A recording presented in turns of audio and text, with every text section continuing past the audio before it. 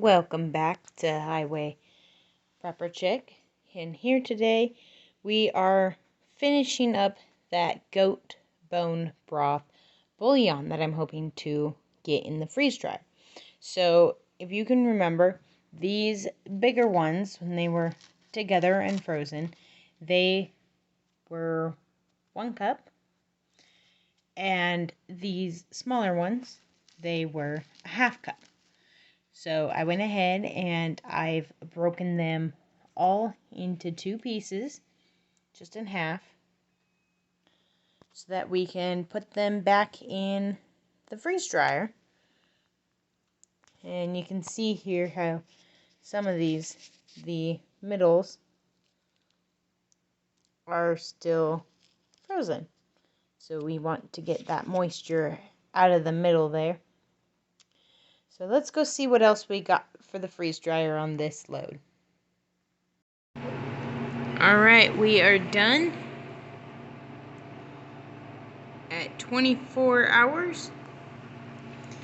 And we added some cooked chicken strips, some cooked diced chicken,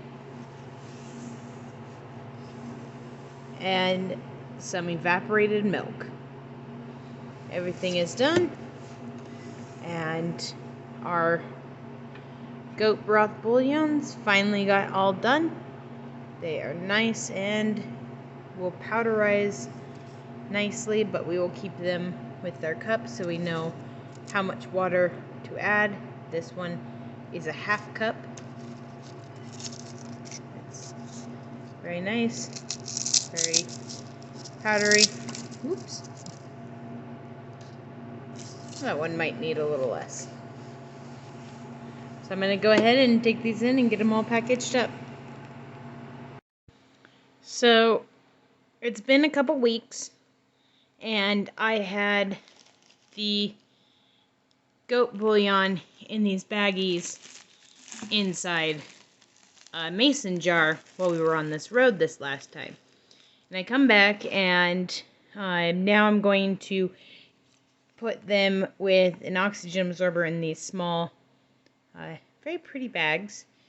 And this is one of the reasons why I don't take stuff from the freeze dryer, even though I test it with the moisture meter, and put it straight into the Mylar.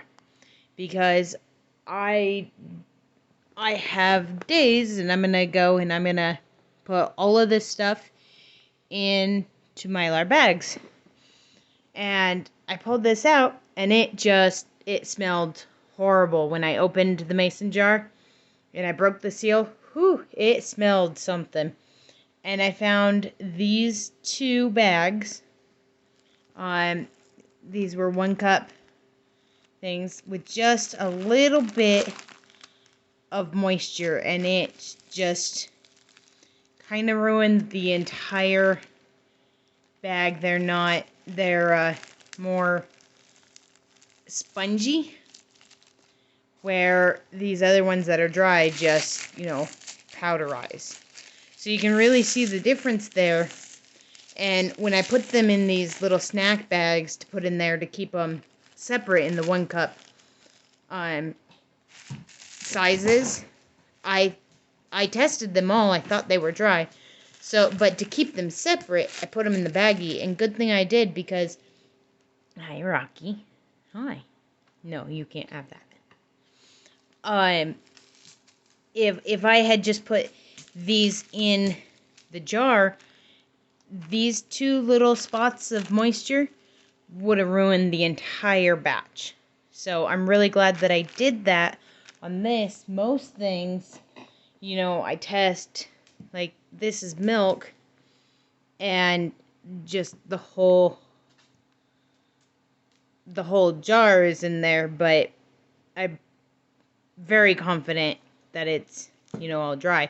But I do this that way, if something were to go wrong in like a smaller jar, like say these olives, if something were to go wrong, it's a smaller jar, but I would be able to see, the mold or it go bad, or like I said, when I open it, the smell. So, one thing, I mean, the littlest amount of moisture in there can just ruin your whole thing. So this is one of the reasons why I personally put everything I freeze dry into a mason jar, and then I vacuum seal the mason jar and let it sit for a couple weeks, and then the next time we're home, we package it up. Also, the oxygen absorbers, they come in packs of 10. These are the small ones for these small bags. And once you open them, they start to activate. So I like to make sure that I have 10 things to do before I, package stuff up into the Mylars, so that I don't have to worry about sticking these in a mason jar and hoping that they're still good for the next package. And there you have it. I have a total of 7 goat bone broth bullion packets. I did use 2 already during this home time, so that's not bad, even with the 2 cups that I did have to discard. Well, guys, that's it for today. Thanks for watching. Remember, if you like the content, hit that thumbs up button and hit that subscribe so you get the notifications when I put new videos out. If you want to see me rehydrate something or freeze dry something, leave the message in the comments below, and I will get back to them as soon as we're back in town. Remember, we are truck drivers, so we're gone for 6 to 8 weeks. But when we come back in, we do lots of freeze drying. Thanks again, and I will see you next time.